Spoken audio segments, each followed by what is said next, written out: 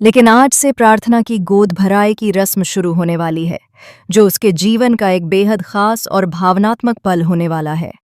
यह वह दिन है जिसका इंतजार प्रार्थना लंबे समय से कर रही थी। उसके चेहरे पर खुशी साफ झलक रही है। उसकी आंखों में सपने हैं और दिल में अपने आने वाले बच्चे के लिए ढेर सारी उम्मीदें हैं। लेकिन दोस्तों, इस खुशी के बीच एक कड़वी सच्चाई भी छुपी हुई है, क्योंकि इस गोद भराई की रस्म में कुछ ऐसे लोग हैं जो शामिल नहीं होने वाले। यही वजह है कि यह रस्म जितनी खुशियों से भरी होनी चाहिए थी, उतनी ही साजिशों और ड्रामे से घिरी हुई नजर आ रही है। गोद भराई को लेकर अंश और प्रार्थना ने मिलकर एक मास्टर प्लान तैयार किया है। यह कोई साधारण प्लान नहीं है, बल्कि ऐसा प्लान है जो आने वाले समय में गौतम और माही के सारे अरमानों पर पानी फेरने वाला है। जैसे ही यह प्लान सामने आएगा, वैसे ही गौतम और माही के होश उड़ने तय हैं। जी हाँ दोस्तों, सुपरहिट टीवी सीरियल अनुपमा का आने वाला ट्रैक अब तक के सभी ट्रैक्स से कहीं ज्यादा जबरदस्त, इमोशनल और धमाकेदार होने वाला है।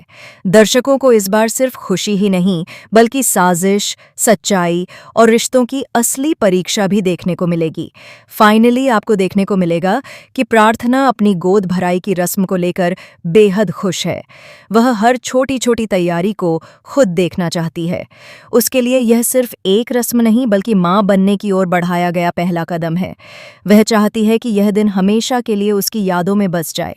लेकिन दोस्तों, हर खुशी के पीछे कोई न कोई तूफान जरूर छुपा होता है।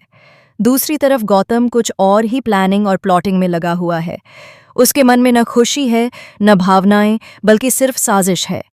वह सोच रहा है कि इस गोद भराई की रस्म को कैसे तमाशे में बदला जाए, कैसे इस खुशी को मातम में बदला जाए।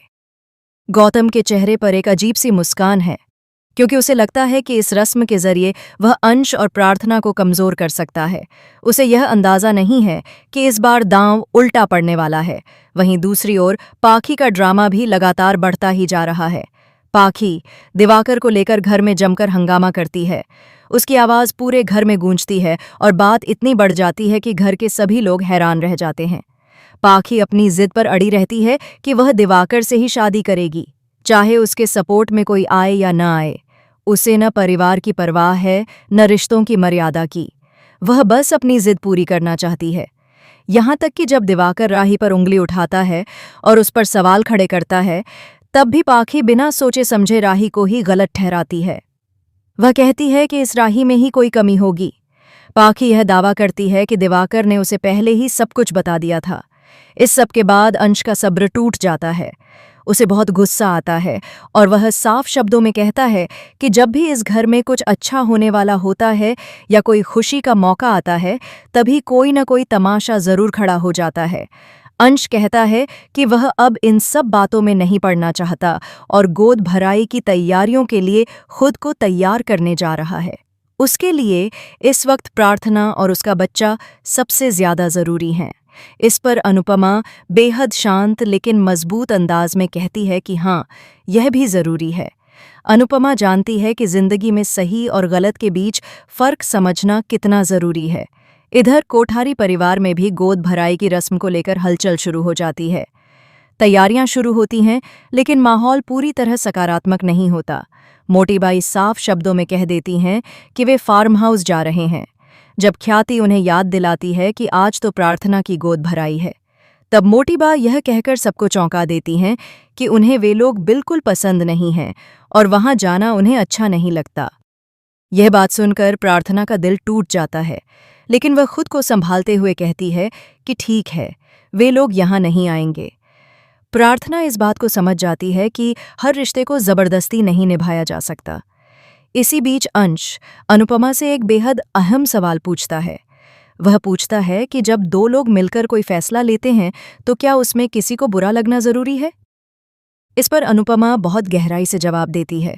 वह कहती है कि अगर लिया गया फैसला सही है, सच्चाई पर आधारित है और उससे किसी को कोई तकलीफ नहीं हो रही, तो दो लोगों की खुशी के लिए लिया गया वह फैसला बिल्कुल सही होता है।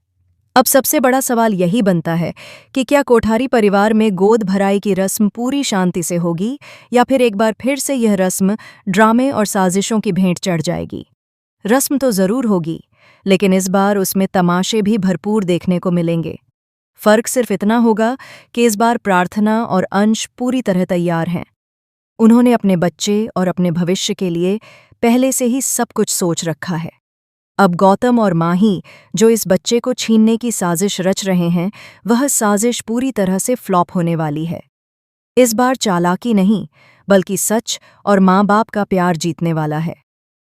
मोटी बाँ में सका यानी वसुंधरा को भी इस रस्म में झुकना ही पड़ेगा और यह मानना पड़ेगा कि कुछ फैसले दिल से लिए जाते हैं, साजिश से नहीं। देखना बेहद दिलचस्प होगा कि यह गोद भराई का फंक्शन कितना इमोशनल, कितना ड्रामेटिक और कितना यादगार होने वाला है। फिलहाल आप हमें कमेंट करें और इस वीडियो को शेयर करें। दोस्तों, क्या आपको लगता है कि यह गोद भराई की रस्म शाह परिवार में ही होनी चाहिए थी? अपनी राय हमें कमेंट में ज़रूर बताइए।